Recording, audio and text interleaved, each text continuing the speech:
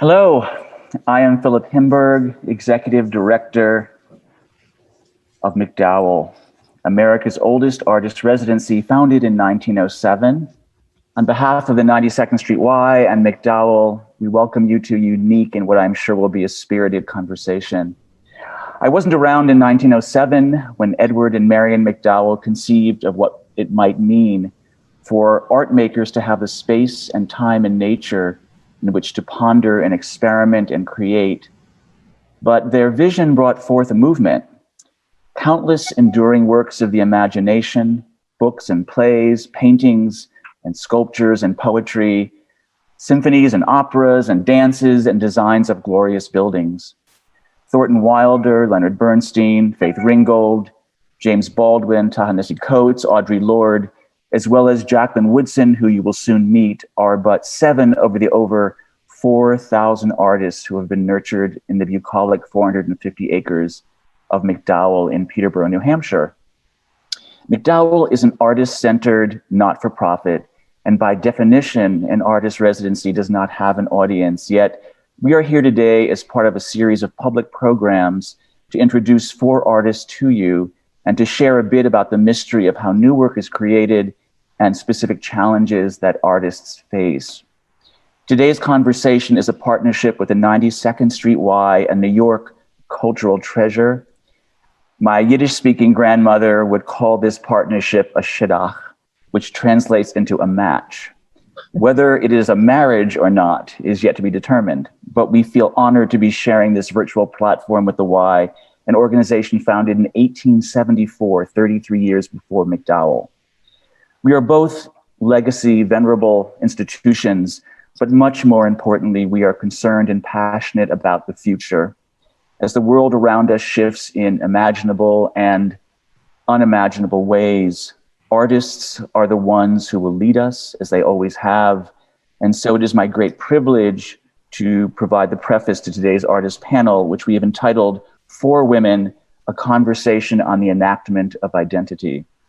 It gives me the greatest pleasure to introduce my MacDowell colleague, our board chair, Nell Painter. Nell is a distinguished and award-winning scholar and writer and lauded visual artist.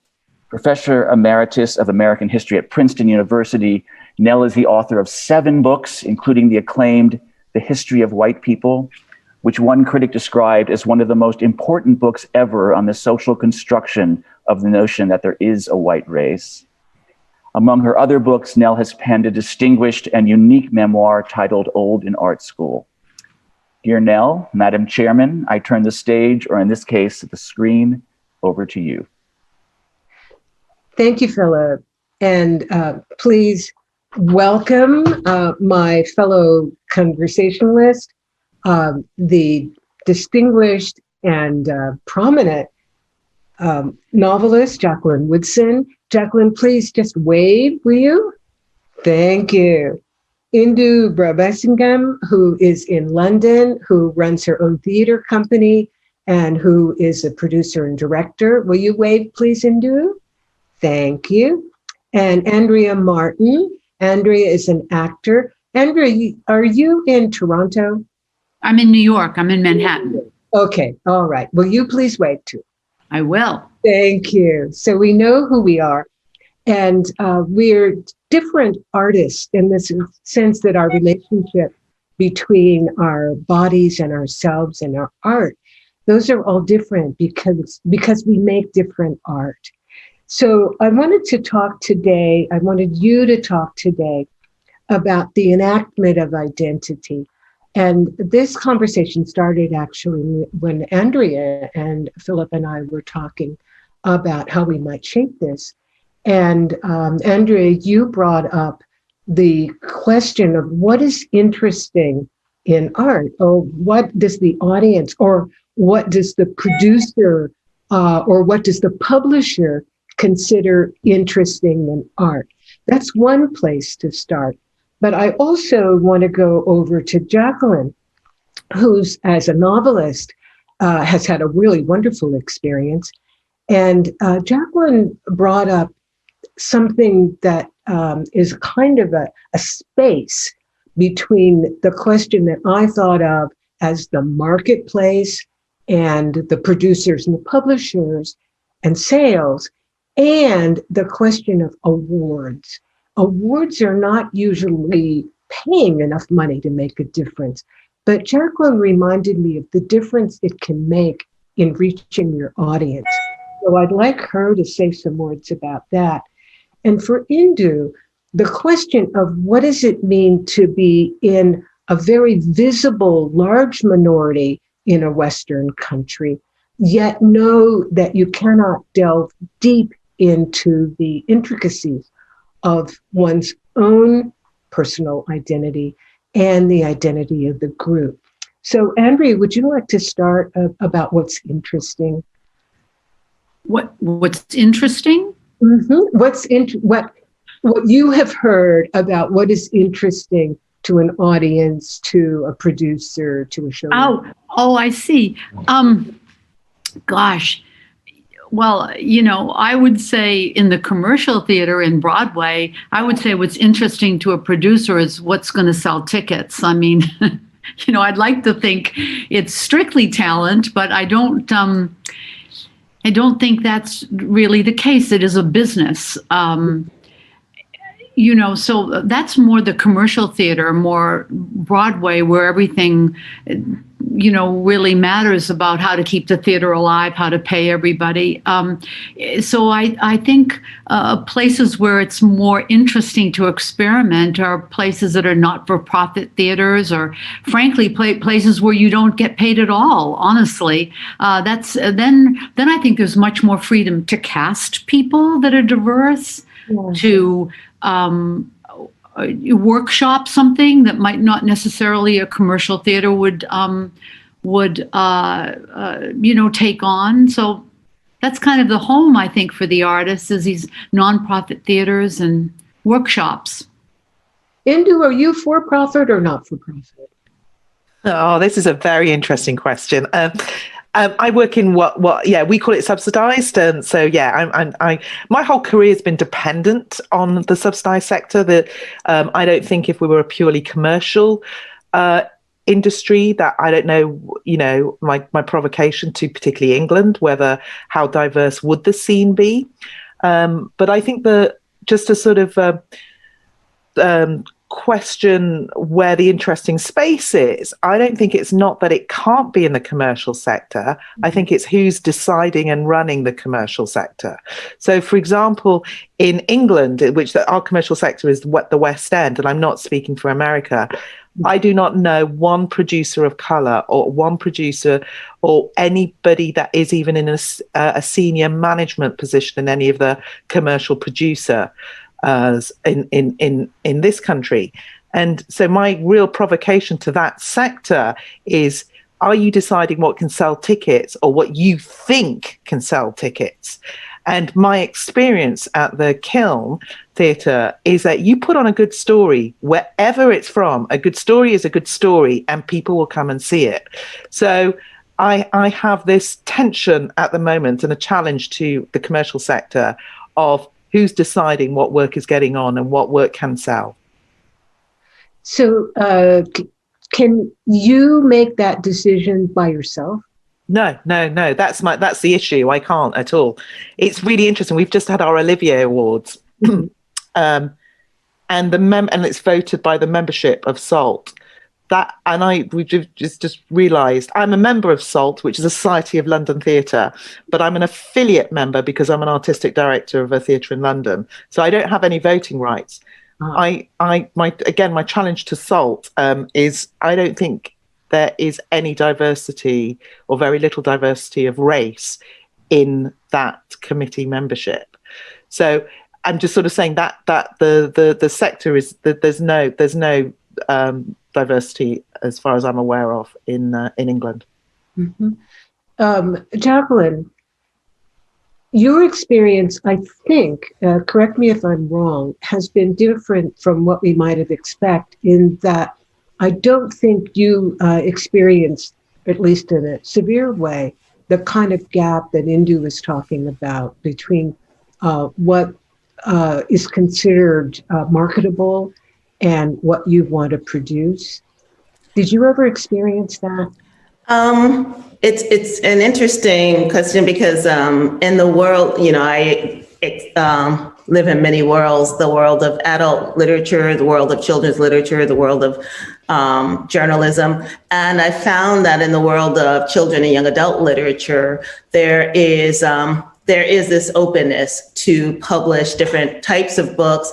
Back to what Indhu and Andrea were saying, as long as they sell, it's a business. It's and because there's been so much push by organizations like We Need Diverse Books and diverse authors in general to make publishers publish these books, they are getting out there. And there's also been this push to recognize them in awards. I mean, an award like the Newbery, which is one of the bigger awards in this country. For a while, it was a Black person getting it once every 20 years. Mm-hmm. And that kind of shifted because of the push to publish more books by people of color. The publishing houses are still very, very white. So they're still, while the bodega doors have seemed to open to let diverse voices in, and I'm not just talking about racially, I'm talking about, in terms of gender, there are more stories about trans writers, there are more stories about queer writers, there are more stories from the point of view of Indigenous people. There's the whole Own Voices movement, because for a long time in this country, as you know, white folks were telling everybody's story. And then you go to a publishing house and they'd be like, oh, we already have the Indian in the cupboard or something like that. So we don't need another book like that, even though that book was so profoundly racist. And then for me, of course, having won a lot of awards, it does help. Publishers know that the books are going to sell because someone's going to put a sticker on them. And that's, I'm not saying all of my books, but so it has been kind of different for me. That said, I've written 32 books, and I've been in this industry a long time. And getting a Newbery, getting a Coretta Scott King, getting a National Book Award, getting the Hans Christian Andersen, those awards definitely make people think, oh, this is a book I need to read. But there still is so much work to do in the world of publishing in terms of really getting those books into classrooms, into libraries, into homes, because there are a lot of writers who still aren't represented that way. Yeah, that's very helpful. And I think if we do anything in this program, I hope we will remind our audience that awards make a difference. Awards do make a difference. One of the questions that I wanted to ask all of you is, to what extent do you draw on your own personal experience, your own experience of your identity in your art? Is there an easy way to do that? Is there a hard way to do that? What do you think about as you make your art? Do you think about yourself?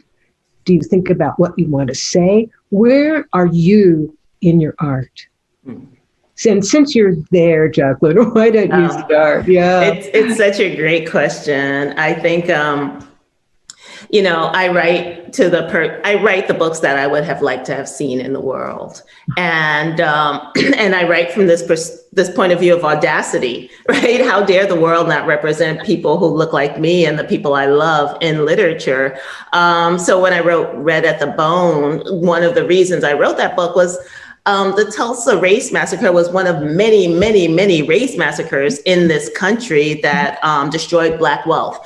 And we didn't learn it. No one knew about. I mean, so few people knew about this massacre, or they called it a race riot, and they downplayed it. And I had never read about it in literature. I mean, now we have The Watchmen, and now coming on its 100th anniversary, there's that race massacre is getting more attention. But there is definitely an intentionality to my writing in terms of trying to make visible the historically invisible, and trying to create a world where where people who look like us can walk through it and see themselves in all aspects of it. I hear that phrase a lot. Look like me. People who look like me. What do you look like?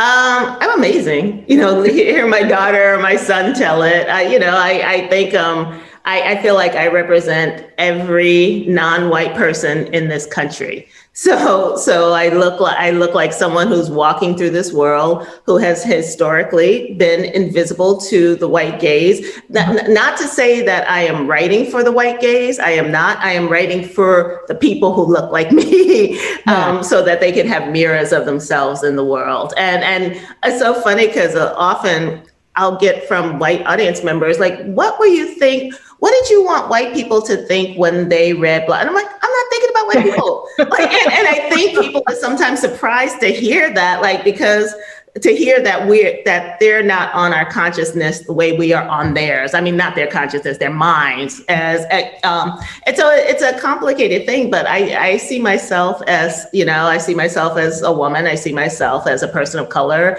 I see myself as an activist. I see myself, as a mom. I see myself as a partner. I see myself, I still, even with the MacArthur, don't see myself as a genius, though there are people who do. But I see myself as someone who is really trying to be a good ancestor, right? Trying to do the work that is going to make this world safer for people. Okay. So, Andrea, does that phrase ever cross your mind as an actor, of people who look like me? Well, for sure. That was so beautiful. Thanks, Andrea. Yeah, it's so lovely, really. And and what I love is just how present and alive you are. It's without having to put down anybody. It's just a beautiful place of acceptance and love, and I really feel that. My goodness, well, look, I grew up Armenian in Portland, Maine. And it was my family's goal to assimilate. So I don't think it's been a conscious struggle for me. I think it's been kind of, starting out acting was a kind of a place of survival, really. Mm-hmm. If I was going to not be like everybody else, and I was going to find a place where I could be different, and that was certainly in the theater and children's theater.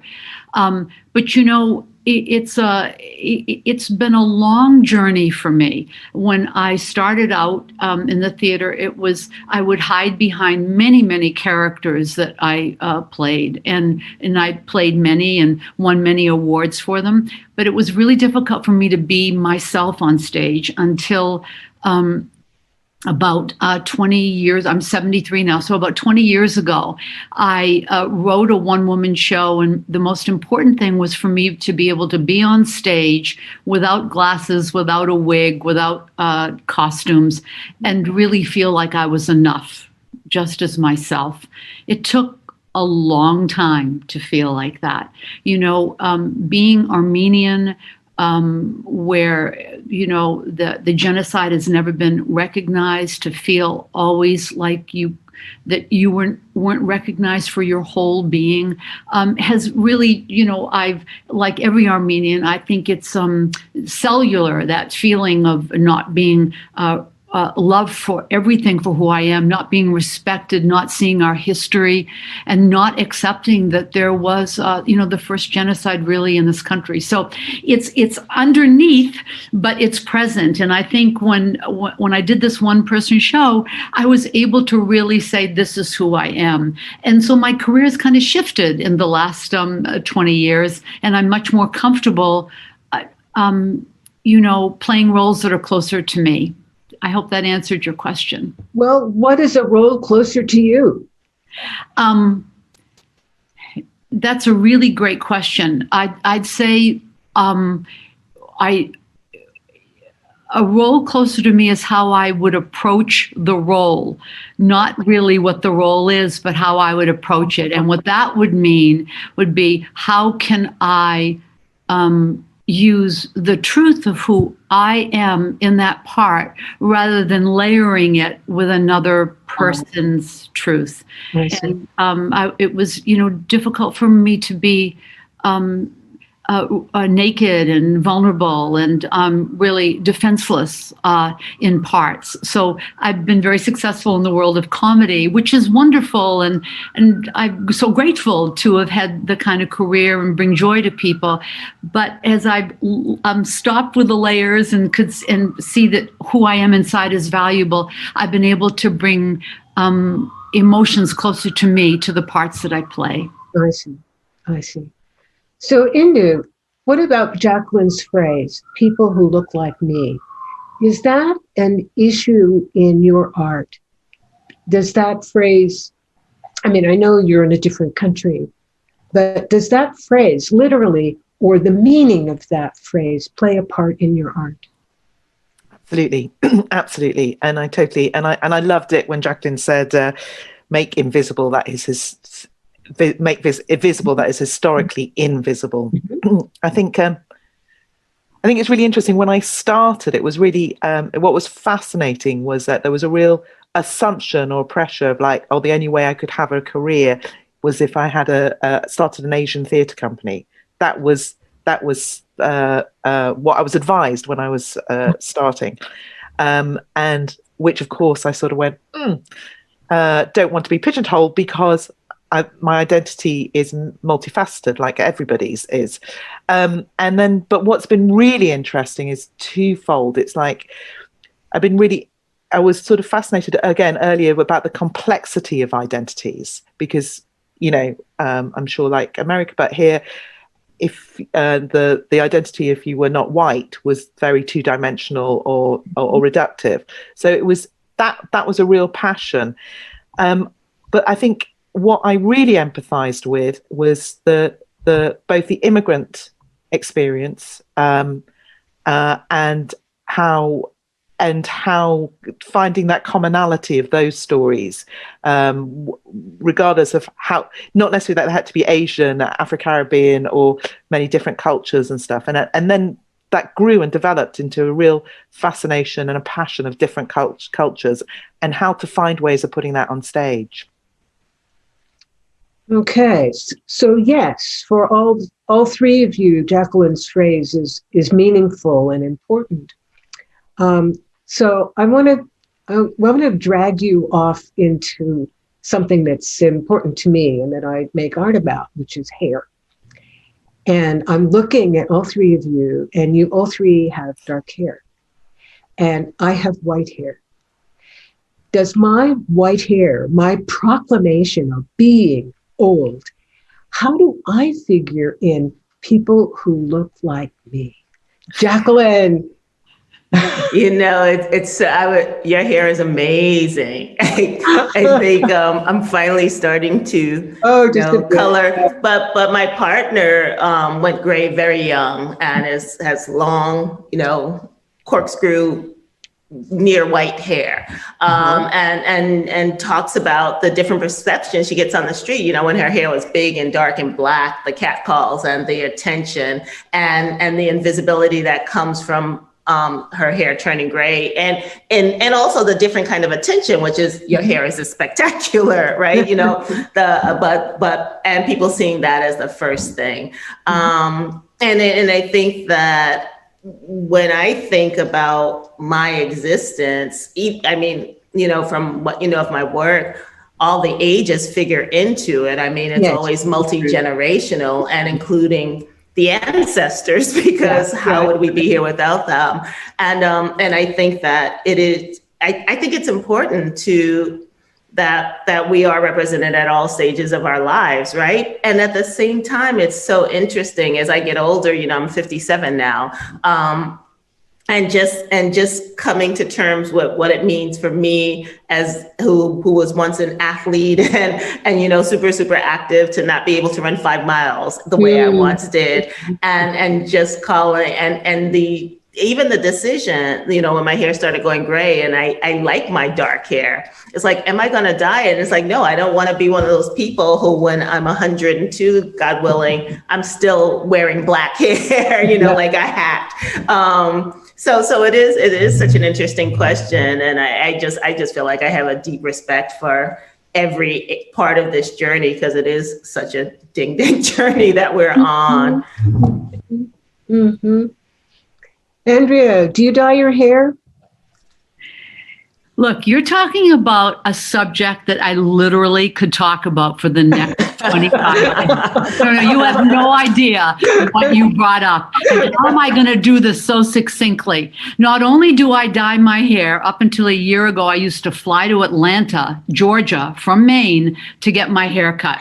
Look, I'm going to tell you this very, very quickly. My dad, God bless his soul, could never ever see anything I did without commenting on my hair. He would say, why would they put that wig on you? Why didn't you wear a blonde wig? And I'd say, Daddy, I'm Armenian. A blonde wig in this part isn't going to work. He would always comment on my hair, never talk about what I did or how I came across. And I did a movie a few years ago called Hedwig and the Angry Inch, and I was really proud of it. And we were in a car. I'm going to try this really quickly because it was really changed my relationship with my father.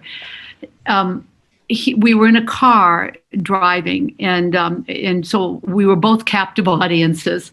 And I asked him what he thought of the movie, and he said, "Well, your hair looked good." And I said, Daddy, why do you always talk about my hair? Why can't you talk about my acting? Or why can't you talk? And then his eyes filled up with tears.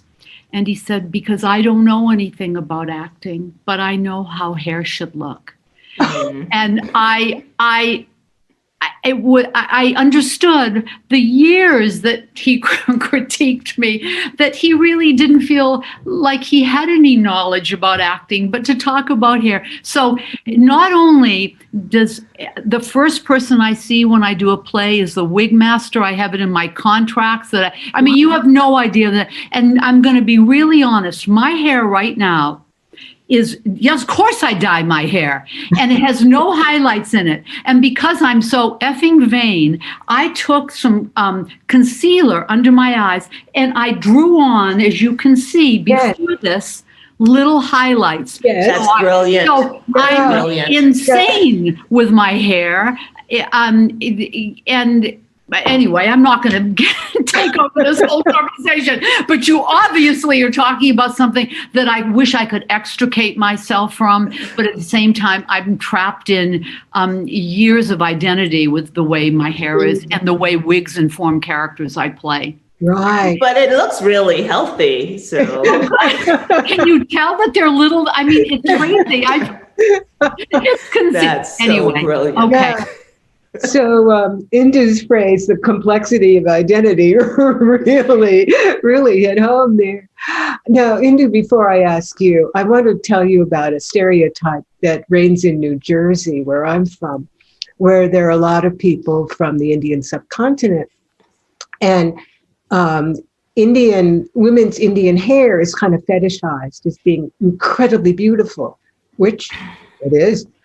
But I remember when I was an undergraduate art student in Mason Gross at Rutgers, I had a sister student who was Indian American, and she hated her hair because of the fetishization. So what does hair mean for you? Are you going to go gray? Tell me about your hair in your art. Oh, wow. Andrea, I love your hair. I just want to say that. All right, good. Yeah. God, it's such a personal, political thing, isn't it? Our hair. Exactly our topic. Yeah. No, absolutely. I mean, I've got what do I think about my hair? So, I've never had an issue with my hair. I've been lucky with kind of very healthy hair, and I've done lots. I think what I was really irritated growing up was that I couldn't dye it. Do you know, it's like loads of my friends, in terms of, and all those washing dyes. I tried every one of them and they never worked because I didn't realize I had to bleach it and go to a hairdresser and all the rest of it. So I was like, and I grew up in a very small mining town where, it was predominantly white. So I was just trying to sort of hang in, and I could never dye my hair. Then when I realized when I realized you have to go to a hairdresser and get bleach and everything, and I went through a phase, I cut off all my hair, went very short, and I realized now is when I decided to be a director. and I realized, because I used to have long hair, and it was and I wanted to be taken seriously. And I didn't realize that until afterwards. And I remember someone talking to me going, why is it that all the female directors have very short hair? And I was like, no, we haven't. And then I realized, oh, the moment I cut all my hair off was when I had decided that I wanted to try and become a director. Mm-hmm. So I had very, very short cropped hair. And then I just went through many different phases of trying to dye it. And then I've actually gone very traditional and just grown it. So this is the longest it's been for years. Yeah. Partly due to lockdown. Yeah. And not going to a hairdresser. I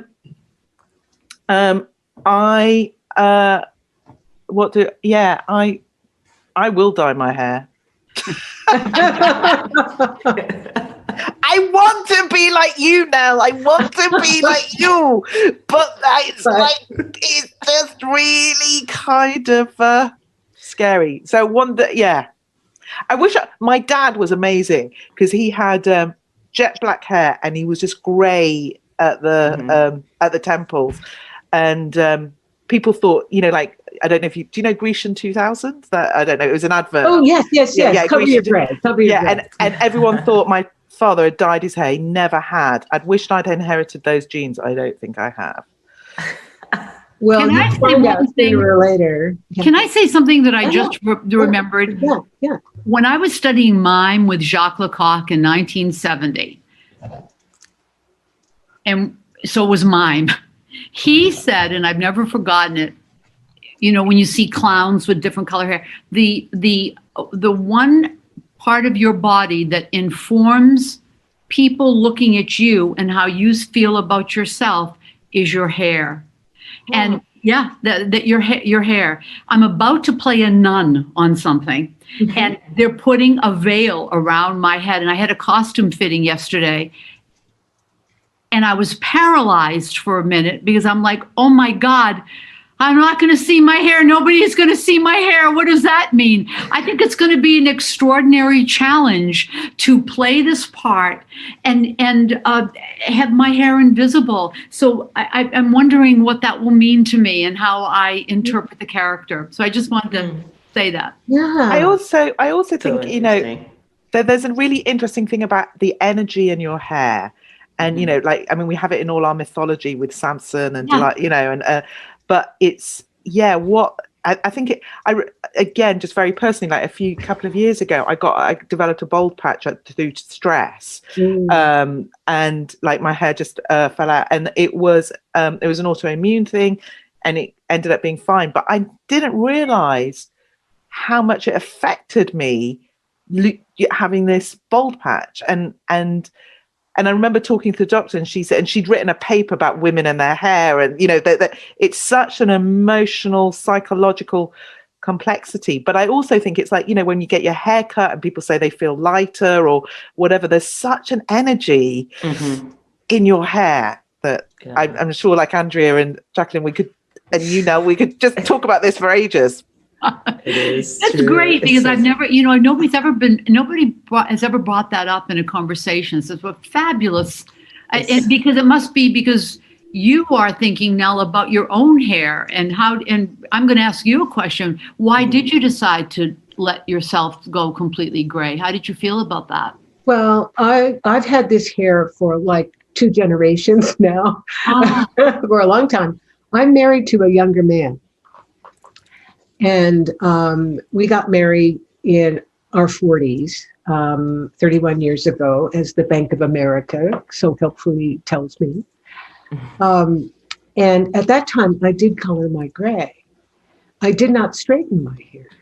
And for some reason, marrying a much younger man, so 4.5 years, made me rethink my own self-fashioning as an older woman. My mother helped a lot. My mother did not cover her gray, and she told me, you have to use this special shampoo so your gray doesn't go yellow. She was very helpful in many, many ways. But I stopped straightening my hair 2 generations ago. And I thought, if I don't straighten my hair, why should I color my hair? So I have experienced it as a real freeing from, you could say freeing from the male gaze, but I think women police each other as much or maybe even more as men when it comes to body. So that's how I got there. But, our energy around this question, let me just say one more thing. I got into talking about hair when I was last at MacDowell, which was last winter, November, December, when I made a big wall piece on ancient hair, because the white nationalists are carrying on about the genius of white people. And they go back to antiquity and they show all this ancient statuary as their ancestors. And I said, well, look, if you look at that statuary, it's got hair that's not German hair. It's not English hair. It's Mediterranean hair. And some of it is downright African hair. So that's how I got into really paying attention to hair. But let me just throw this back at the three of you. So we've had a really energized conversation about hair. Would you play a part, Andrea, in which hair is a theme? Jacqueline, would you write a novel in which a main character deals with her hair going gray? Indhu, have you ever produced or even commissioned a play about a woman talking about her hair? Indhu? Yeah, I mean, it's really interesting because a couple of I did an adaptation of Zadie Smith's White Teeth, and there's a whole section about hair and her going to the hairdresser and straightening it and stuff like that. And we made that into a really big moment in the adaptation, and a whole number around what you do with black, and particularly around black and the politics of black hair. And I've always, since quite early on, I remember when I was an assistant director, there was a show by a group of black women and there was it was a comedy sketch show, and there was this whole sequence about them putting towels around their hair and pretending to have long blonde, and apparently, so it's been something that, and I think I mentioned to you, I did a play called The House That Will Not Stand that was set in New Orleans, and there was this horrific moment where the mother cuts the daughter's hair in rage, so it's I've always found I think it's a potent theatrical image that I have used, and a novel that I loved was Americana, which again has lots of description and talking about hair and stuff like that. So I think, because I think in art, using something that's so common or so universal, like attitudes to hair, but that has this politics and this potency, can be a really brilliant intersection of how to get the politics out of something so universal and everyday on one hand. So true. Jacqueline, would you write a novel in which a character deals with her gray hair? It's interesting. It would that wouldn't be the only theme, right? Because as Indhu said, it's so much bigger. It's political, it's historical, it's ancestral. So yeah, I've written about hair a lot. Brown Girl Dreaming, I talk about sitting in the kitchen and get the towel around, getting the hair straightened, and I think that there are so many, like we've just talked about, so many bigger themes around that. And yes, I would write it because I love writing anything, but it would be more about what it means, the construct of hair, right? Everything from, do we decide to wear it natural, or do we decide to relax it or straighten it or braid it or extend it? It's such a complicated conversation that going gray seems almost oversimplifying it, right? Just that choice to go gray. Individually, it's huge. But when we think about literature, characters are bigger than real life, as you know, as a writer. So it would have to be layered in a lot of other stuff for me to stay interested in it, because I just know so many people with gray hair, and it's not a conversation. I mean, the conversation is, what are you going to do with that gray hair? Like, are you going to lock it? Are you going to wear it, just out? Are you, how do you wash it? Do you use silk and silver? Do you use this? Like, all of that stuff is much more interesting to me. That's because you're younger. I don't know. We'll see. It'll be interesting. Yeah. So, no problem with the marketplace in this kind of a topic that gets into some of the complexities of identity. Easy to sell, easy to publish, easy to produce, easy to play.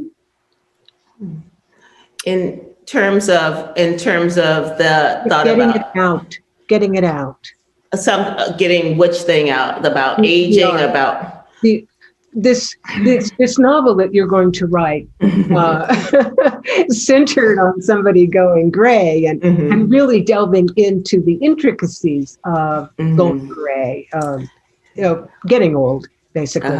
Are you going to have trouble selling that so that it can see the light of day?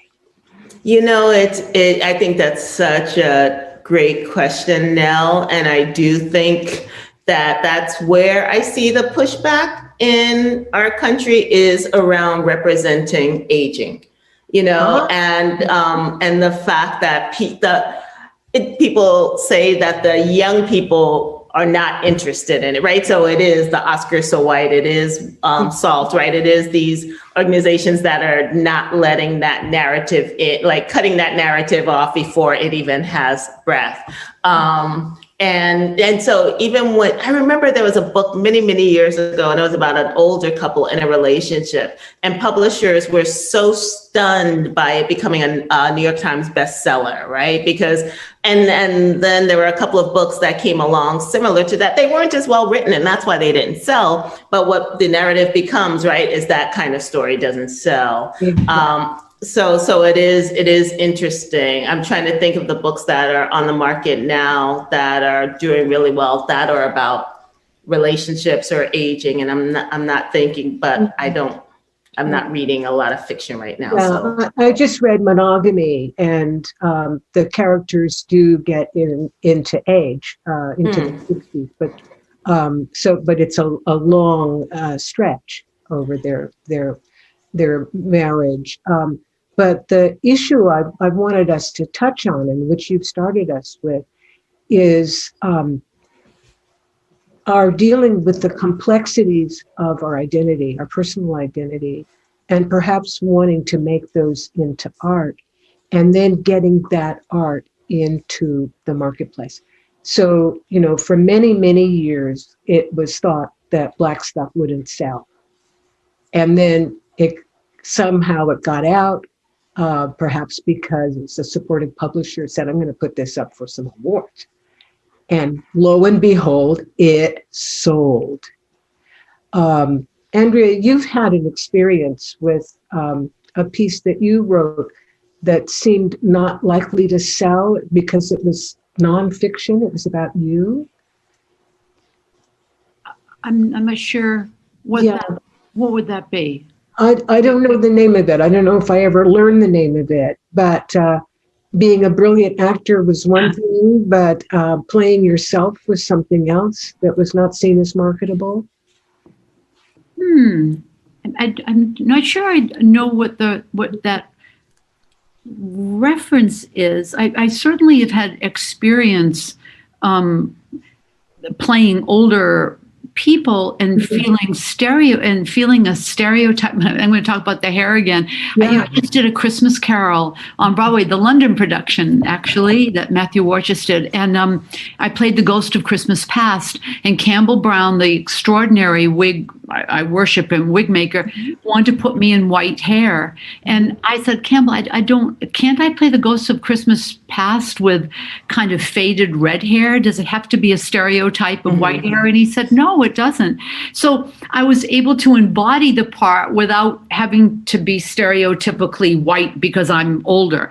And the same thing applied with a part that I did in Pippin, where she was an older woman and she was singing, it's time to start living, and Irene Ryan played it many years ago in a cameo, and it was all this kind of stereotype about being old and all crotchety. I said, well, I'm that age. Why? I don't feel that way. Why can't I play the part as my age, and why can't I make it interesting and entertaining? Why does age have to be the first part of the performance? Why does that? So I've tried to resist that. Now, I try to not be penned in by my age and hope that the buoyancy and I don't know, enthusiasm and effervescence that I have as somebody 73 will come through, and that I don't have to be suppressed by being older. I hope that parts will come still. I think it's much more difficult, but I'm determined to not let it I'm determined to not let it stop me or dissuade me. Yeah. Indhu, have you produced plays in which you see yourself? Oh, I don't think I've consciously done that, because I think I've directed plays that are closer to home, to my experience, but rarely. I'm more interested in like sort of stretching to that other experience or trying to identify that story. I think it's I don't think I have. I think it's also just to go back to sort of what you were earlier asking about stories that sell or marketable, and I kind of think it's dependent on who the gatekeepers are. And that's been my experience. And I think it was really interesting. I was trying to get a play on as a freelance theatre director, which was about a new play about Ira Aldridge, the first Black actor in Covent Garden, a Shakespearean actor, a new play written by Lolita Chakrabarti, and I couldn't get it on. And it took me being an artistic director. When I became an artistic director, I could then program that play. And so my lesson in that, and the real call I've been calling in our industry, is like, just have a variety and a diversity, in which I mean also in terms of gender and class and sexuality and everything, as the gatekeepers in charge, because then that you'll get a variety of choices.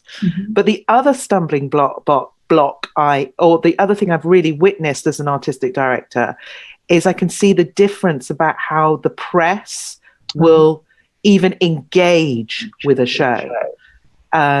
So by that, I can, and I've spoken about this publicly, so it's nothing new, but it's just like, I can see the difference of press interest. I'm not even talking about critical reviews. I'm talking about all the pieces you need beforehand to sell the tickets, to market the shows. I can see the difference when the show is by a writer of color and when the writer is white. And so my call to arms in our industry is that it's the whole ecology has to be examined. It's not just certain sections of it. So it's not that the good stories are there that people might want to come and see. It's who all the various facets, who are the gatekeepers that stop the potential success marketing, that information being reached out to an audience about pieces of work. I'm going to ask you a question that just occurred to me as you were talking. MacDowell recently did a panel with journalists. And one of the issues that I would have hoped they talked about, but they didn't, was the drying up of journalistic outlets, which I suppose is happening in the UK, and it's terrible here. What does that mean for you, getting the word out on your work? I think it's really dangerous because, yes, we're having that. A lot of arts coverage is being cut in a lot of papers. And also, not only that, with the COVID and our sectors sort of being so reduced, it's going to be even worse. It really, really worries me, because I think we're going to go into a time in what our recovery is going to be out of this, and particularly in theatre, where we need the audiences, where we need to be live. The live sort of sector is we're already sort of hemorrhaging money left, right, and centre. The need to come back is. I deeply fear is that we're going to become even more risk adverse and conservative with a small c in our taste and our programming and our producing of work because of all those reasons. There's less arts coverage. Who are the reviews that the editors are going to be pushing their reviewers and their journalists to do the big glamorous things? What are the big glamorous things? The things with names? What are names? There's all going to be these kind of conditions and because we're fighting for our livelihood, we're fighting for our survival, and for me and the board at Kiln, what we've really sort of come to terms with in this time is actually to stay on mission is going to be the biggest thing we can do and our mission is unheard voices being part of the mainstream, to be able to stay on that and to be able to be robust and survive in that is going to be really, it's going to be tough. Mm-hmm. Mm-hmm. Would you take to distributing flyers and handbills as they did in the olden days?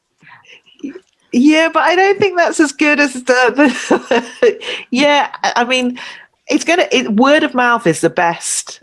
Is the best thing, and it's how do you get. I mean, they say that. I mean, I'm not an expert marketing person, but they say that there's like people need to see something 3 or 4 times before they'll buy a ticket. Whether they see a poster, whether they see a handbill, whether they see something on the internet. They need to sort of see it, and especially if you're doing new writing. If you're doing new work, you need to convince people to come in. But I think what the main thing is for a lot of theatres is that we're going to be local. We're going to be really embedded even more in our community. Jacqueline, Indhu ended with be local, be more embedded in the community. And I know that you have an arts residency, which is kind of the example of being local because you're creating your own community. Is part of that a response to the drying up of, say, reviewers and the paucity of good journalism? Or are you answering to other needs? It's a combination. I think part of Baldwin is about creating community. I think more and more, I came up in a very isolated community until I got to MacDowell and started meeting composers and writers and visual artists. But the thing I found was that there was a lot of explaining because often I was one of 2 people of color, 3 people of color. So Baldwin is, a residency for BIPOC artists, visual artists, writers, and composers where we don't have to explain, right? It's just the conversation is just about our work. And so that's what it was born of, really trying to create this safe space for BIPOC artists to gather, perform, share work, get work out there, share work with the public. So that's how I start. That's where it began. But each of your artists performs that word of mouth for other artists. Yes, exactly. So in many ways, that's also this kind of handing out of flyers about other people's work. Yeah. Exactly. And it's safer because you don't have to touch the flyers in the age of COVID. Right. But yeah, I do rely a lot on social media, on word of mouth. And, we have a website, but vetting people, I mean, in the same way that MacDowell asked, basically, are you a nice person? Can you get along with other people? Because you're bringing them onto the land and giving them a place and 3 meals a day. And you really want it to be safe for all artists. Right. Do you have questions about getting your work out, Andrea? Challenges of getting your work out, I guess I would say, particularly in this time. I think that the challenges right now are age related, and by the time this pandemic ends, I'll even be older.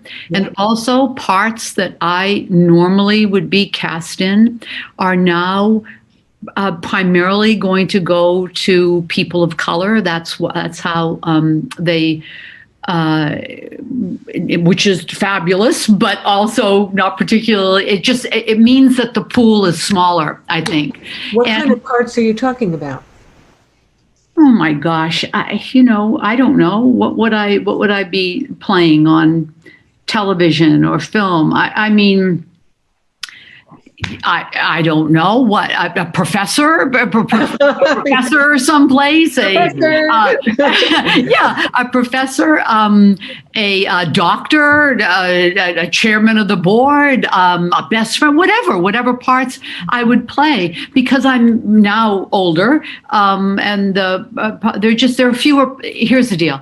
There are fewer parts, there are fewer opportunities, but I am not going to let that get me down. I believe that talent, I hope that talent in the long run wins. And I hope that there'll be now maybe more parts for everybody, so that it's not just restricted to, because she's that age, she plays that part. Right. I hope what this means, where we are right now, with everything that's going on, is that people will think outside the box, and there'll be parts for more people of all genders, races, everything.